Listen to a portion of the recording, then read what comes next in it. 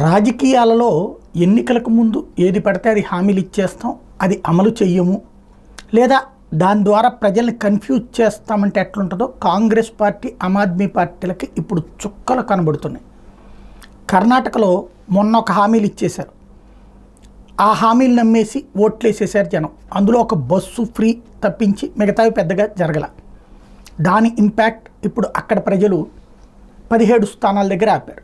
గతం కంటే ఎక్కువ వచ్చినాయి కదా అని సంతోషపడాలా, లేదా మొన్న ప్రభుత్వం ఏర్పాటు చేసి ఇప్పుడు అట్లా అయిపోయిందని బాధపడాలో అర్థం కాని పరిస్థితి కర్ణాటకలో.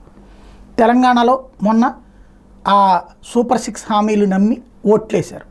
తీరా చూస్తే అందులో రుణమాఫీ లేదు, ప్రతి నెల 2,500 రూపాయల డబ్బులు లేవు, ఇవేమీ జరగట్లేదు. ఇంకా అది కూడా రుణమాఫీ కూడా ఆగస్టులో ఇస్తామన్నటువంటిది ప్రకటించినందువల్ల ఆ మాత్రం ఛాయిస్ వచ్చింది.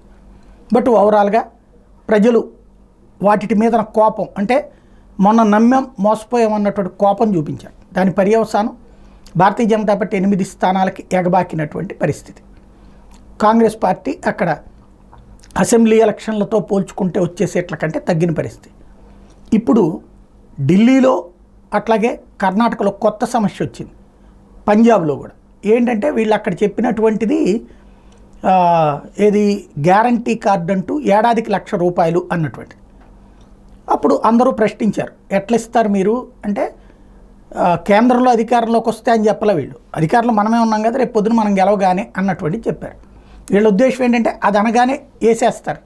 తిరగొస్తే ఢిల్లీలో గెలవలేదు, పంజాబ్లోనేమో కాంగ్రెస్ పార్టీ గెలిచింది, బట్ అక్కడ ఆమ్ ఆద్మీ పార్టీ ప్రభుత్వం ఉంది. ఇప్పుడు అక్కడ ఏమంటున్నారు, కాంగ్రెస్ మీ ఇద్దరే కదా ఇచ్చింది హామీ, ఇక్కడ ప్రభుత్వం మీదే కదా ఉంది, కాబట్టి ఇప్పుడు అది చేయమంటున్నారు. వాస్తవంగా అక్కడ విడివిడిగా పోటీ చేశారు కాంగ్రెస్, ఆమ్ ఆద్మీ పార్టీ.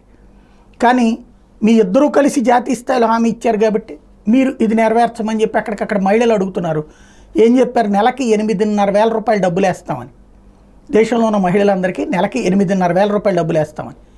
అది ఇప్పుడు నిలదీస్తున్నారు. మొన్ననే చెప్పుకున్నాం, కర్ణాటకలో పోస్ట్ ఆఫీసుల దగ్గర బారులు తీరారు. అంటే హామీలని నమ్మి ఓట్లేస్తున్నారు, అదే సందర్భంలో అమలు చేయకపోతే వెంట పడుతున్నారు అనడానికి సాక్ష్యం.